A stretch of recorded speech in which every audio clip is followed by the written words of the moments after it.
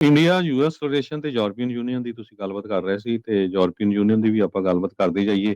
President Donald Trump ਉਹਨਾਂ ਨੇ ਮੰਗਲਵਾਰ ਨੂੰ ਇੱਕ ਆਪਣਾ ਟਰੂਥ ਸੋਸ਼ਲ ਮੀਡੀਆ ਦੇ ਉੱਤੇ ਲਿਖਿਆ ਭਈ ਸਾਡੀ ਜਿਹੜੀ ਆ ਕਈ ਹਫ਼ਤਿਆਂ ਤੋਂ ਬਾਅਦ ਯੂਐਸ ਇੰਡੀਆ ਦੀਆਂ ਜੋ ਟੈਨਸ਼ਨ ਚੱਲ ਰਹੀਆਂ ਸੀ ਟ੍ਰੇਡ ਵਾਰ ਨੂੰ ਲੈ ਕੇ ਉਹ ਹੁਣ ਗੱਲਬਾਤ ਜਿਹੜੀ ਆ ਦੁਬਾਰਾ ਕੀ ਸ਼ੁਰੂ ਹੋ ਗਈ ਹੈਗੀ ਆ। ਤੇ ਉਹਨਾਂ ਨੇ ਇਹ ਕਿਹਾ ਵੀ ਮੈਂ ਖੁਸ਼ ਹਾਂ ਵੀ ਇੰਡੀਆ ਤੇ ਯੂਐਸ ਟ੍ਰੇਡ ਨੈਗੋਸ਼ੀਏਸ਼ਨ ਦੁਆਰਾ ਕੀ ਫਿਰ ਹਫ਼ਤਿਆਂ ਬਾਅਦ ਸ਼ੁਰੂ ਕਰ ਰਹੇ ਹੈਗੇ ਆ। ਤੇ ਉਹਨਾਂ ਨੇ ਕਿਹਾ ਵੀ ਮੋਦੀ ਵੈਰੀ ਗੁੱਡ ਫਰੈਂਡ ਹੈਗਾ ਆ ਤੇ ਅਸੀਂ ਆਉਣ ਵਾਲੇ ਸਮੇਂ ਦੇ ਵਿੱਚ ਦੋਨੋਂ ਇੱਕ ਦੂਸਰੇ ਨੂੰ ਮਿਲਾਂਗੇ ਵੀ।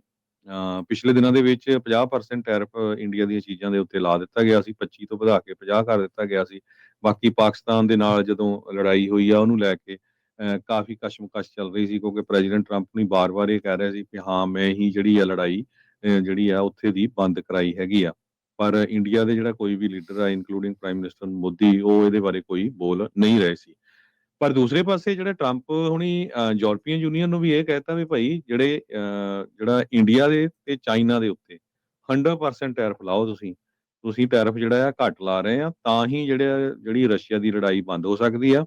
ਵੀ ਇਹ ਜਿਹੜੇ ਮੁਲਕ ਆ ਇਹ ਰਸ਼ੀਆ ਤੋਂ ਤੇਲ ਖਰੀਦ ਰਹੇ ਆ। ਇਸ ਕਰਕੇ 100% ਟੈਰਿਫ ਯੂਰਪੀਅਨ ਯੂਨੀਅਨ ਨੂੰ ਇੰਡੀਆ ਤੇ ਚਾਈਨਾ ਦੇ ਉੱਤੇ ਲਾਣਾ ਚਾਹੀਦਾ ਹੈਗਾ ਆ।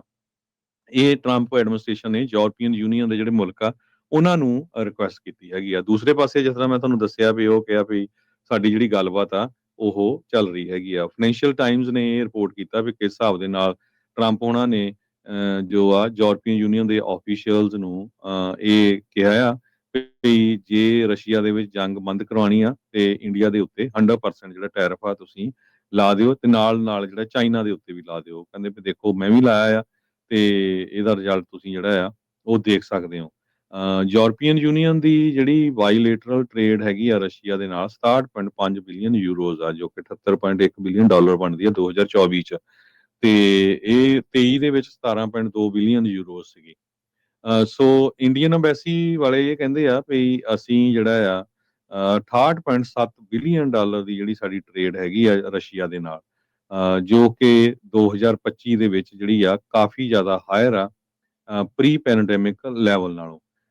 ਪੈਂਡੇਮਿਕ ਤੋਂ ਪਹਿਲਾਂ ਜਦੋਂ ਜੰਗ ਨਹੀਂ ਲੱਗੀ ਸੀ ਸਿਰਫ 10.1 ਬਿਲੀਅਨ ਡਾਲਰ ਦੀ ਟ੍ਰੇਡ ਸੀ ਰਸ਼ੀਆ ਤੇ ਇੰਡੀਆ ਦੇ ਵਿੱਚ ਜੋ ਕਿ ਹੁਣ ਵੱਧ ਕੇ 68.7 ਬਿਲੀਅਨ ਡਾਲਰ ਹੋ ਗਈ ਹੈਗੀ ਆ।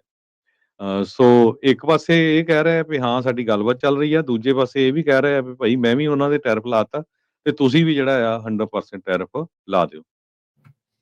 ਜੀ ਬਿਲਕੁਲ। ਉਧਰ ਪੀਟਰ ਨਵਾਰੋ ਨੇ ਕੱਲ ਐਕਸ ਦੇ ਉੱਤੇ ਜਿਹੜਾ ਫੇਰ ਪੋਸਟ ਕੀਤਾ ਵੀ ਇੰਡੀਆ ਮਹਾਰਾਜਾ ਆਫ ਟੈਰਿਫਸ ਜਿਹੜਾ ਉਹ ਹੈਗਾ ਆ ਤੇ ਨਾਲ ਉਹਨਾਂ ਨੇ ਕਿਹਾ ਵੀ ਜਿਹੜੇ ਐਕਸ ਦੇ ਉੱਤੇ ਕਮਿਊਨਿਟੀ ਨੋਟਸ ਦੇ ਵਿੱਚ ਜਿਹੜੇ ਫੈਕਟ ਆ ਉਹਨਾਂ ਨੂੰ ਲੁਕਾਉਣ ਦੀ ਜਿਹੜੀ ਕੋਸ਼ਿਸ਼ ਆ ਇੰਡੀਆ ਦੇ ਕੀਬੋਰਡ ਮਿਨੀਅਨਸ ਜਿਹੜੇ ਉਹ ਕਰ ਰਹੇ ਆ। ਸੋ ਪੀਟਰ ਨਵਾਰੋ ਜਿਹੜੇ ਟ੍ਰੇਡ ਦੇ ਇਸ ਟਾਈਮ ਮੇਨ ਬੰਦੇ ਨੇ ਟਰੰਪ ਹੁਣਾਂ ਦੇ ਵੱਲੋਂ ਵੱਖ-ਵੱਖ ਮੁਲਕਾਂ ਦੇ ਨਾਲ ਟ੍ਰੇਡ ਡੀਲਸ ਜਿਹੜੀਆਂ ਉਹ ਬਣਾ ਰਹੇ ਆ ਉਹਨਾਂ ਨੇ ਜਿਹੜੇ ਹੁਣ ਕਈ ਜਿਹੜੇ ਫੈਕਟ ਆ ਉਹ ਪੋਸਟ ਕੀਤੇ ਆ। ਕਹਿੰਦੇ ਵੀ ਇੰਡੀਆ ਦੇ ਜਿਹੜੇ ਸਕਾਈ ਹਾਈ ਟੈਰਿਫ ਆ ਉਹਦੇ ਕਰਕੇ ਯੂਐਸ ਦੀਆਂ ਜੌਬਸ ਦੇ ਤੇ ਅਸਰ ਪੈਂਦਾ ਆ।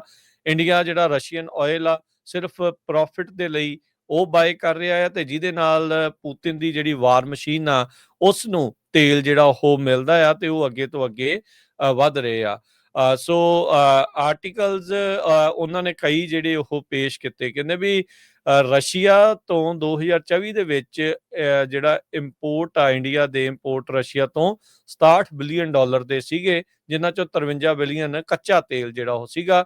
ਇਸ ਤੋਂ ਪਹਿਲਾਂ ਜਿਹੜੇ ਆ ਯੂਕਰੇਨ ਰਸ਼ੀਆ ਤੋਂ ਜਿਹੜੇ ਟੋਟਲ ਆ ਯੂਕਰੇਨ ਵਾਰ ਤੋਂ ਪਹਿਲਾਂ ਸਿਰਫ 8.7 ਬਿਲੀਅਨ ਸੀਗੇ। ਕਹਿੰਦੇ ਵੀ 8 ਗੁਣਾ ਇਸ ਦੇ ਵਿੱਚ ਇਹਨਾਂ ਦਾ ਵਾਧਾ ਜਿਹੜਾ ਉਹ ਹੋਇਆ ਹੈਗਾ ਆ। ਸੋ ਜੌਬਸ ਨੂੰ ਕਹਿੰਦੇ ਵੀ ਅਸਰ ਜਿਹੜਾ ਉਹ ਪੈ ਰਿਹਾ ਹੈਗਾ ਤੇ ਯੂਐਸ ਦੇ ਨਾਲ ਟ੍ਰੇਡ ਡੈਫਿਸਿਟ ਕਹਿੰਦੇ ਵੀ ਬਹੁਤ ਵੱਡਾ ਜਿਹੜਾ ਉਹ ਚੱਲ ਰਿਹਾ ਹੈਗਾ ਆ। ਇੰਡੀਆ ਦੇ ਕਹਿੰਦੇ ਵੀ ਜਿਹੜੇ ਪ੍ਰੋਪਾਗੈਂਡਿਸਟ ਹੈਗੇ ਆ ਗਵਰਨਮੈਂਟ ਦੇ ਜਿਹੜੇ ਮਾਸਟਰਸ ਆ ਉਹ ਇਸ ਟਾਈਮ ਤੜਫ ਤਾਂ ਜਿਹੜੇ ਉਹ ਰਹੇ ਆ ਪਰ ਕਹਿੰਦੇ ਵੀ ਸੱਚ ਲੁਕਦਾ ਨਹੀਂ ਆ। ਇਸ ਨੂੰ ਜਿਹੜਾ ਉਹ ਤੁਸੀਂ ਰੋਕ ਨਹੀਂ ਸਕਦੇ। ਉਹਨਾਂ ਨੇ ਸਿੱਧਾ ਕਿਹਾ ਵੀ road to peace in Ukraine runs through New Delhi ਵੀ ਦਿੱਲੀ ਦੇ ਵਿੱਚੋਂ ਹੋ ਕੇ ਸ਼ਾਂਤੀ ਜਿਹੜੀ ਨਿਕਲਣੀ ਹੈ ਯੂਕਰੇਨ ਦੇ ਵਿੱਚ। ਸੋ ਇਹ ਜਿਹੜਾ ਉਹਨਾਂ ਨੇ ਪੀਟਰ ਨਵਾਰੋ ਹੁਣਾਂ ਨੇ ਆਪਣਾ ਜਿਹੜਾ ਇਹ ਪੋਸਟ ਕੀਤਾ ਆ ਉਧਰ ਟਰੰਪ ਹੁਣਾਂ ਨੇ ਵੀ ਉਦਾਂ ਇਹ ਪੋਸਟ ਜਿਹੜੀ ਹਰਜੋਤ ਸਿੰਘ ਜੀ ਕੀਤੀ ਆ, ਕਹਿੰਦੇ ਵੀ ਅਮਰੀਕਾ ਤੇ ਨਾਲ ਦੇ ਨਾਲ ਜਿਹੜਾ ਇੰਡੀਆ ਆ ਉਹ ਗੱਲਬਾਤ ਜਿਹੜੀ ਉਹ ਕਰ ਰਿਹਾ। ਸੋ ਪੀਟਰ ਨਵਾਰੋ ਨੇ ਇਹ ਜਿਹੜੀਆਂ ਸਾਰੀਆਂ ਚੀਜ਼ਾਂ ਜਿਹੜੀਆਂ ਉਹ ਲਿਖੀਆਂ, ਇੱਕ ਨਹੀਂ ਦੋ ਨਹੀਂ, ਉਹਨਾਂ ਨੇ ਕੱਲ ਕਿੰਨੇ ਹੀ ਜ਼ਿਆਦਾ ਜਿਹੜੇ ਐਕਸ ਦੇ ਉੱਤੇ ਪੋਸਟ ਕੀਤਾ ਆ। ਤੇ ਇਹ ਲਾਈਨ ਬੜੀ ਮਾਇਨੇ ਖੇਜ਼ ਆ ਵੀ road to peace in Ukraine runs through New Delhi, ਵੀ ਨਵੀਂ ਦਿੱਲੀ ਦੇ ਵਿੱਚੋਂ ਦੀ ਹੋ ਕੇ ਰਾਹ ਲੰਘਦਾ ਆ ਜਿਹੜਾ ਯੂਕਰੇਨ ਦੇ ਵਿੱਚ ਸ਼ਾਂਤੀ ਦਾ, ਪੀਸ ਡੀਲ ਦਾ। ਸੋ ਇੱਥੋਂ ਇਹ ਲੱਗਦਾ ਹੈ ਵੀ ਇਸ ਟਾਈਮ ਦਿੱਲੀ ਦੀ ਧੌਣ ਜਿਹੜੀ ਆ ਹੋਰ ਜ਼ਿਆਦਾ ਮਰੋੜੀ ਜਿਹੜੀ ਉਹ ਜਾ ਸਕਦੀ ਹੈਗੀ ਆ।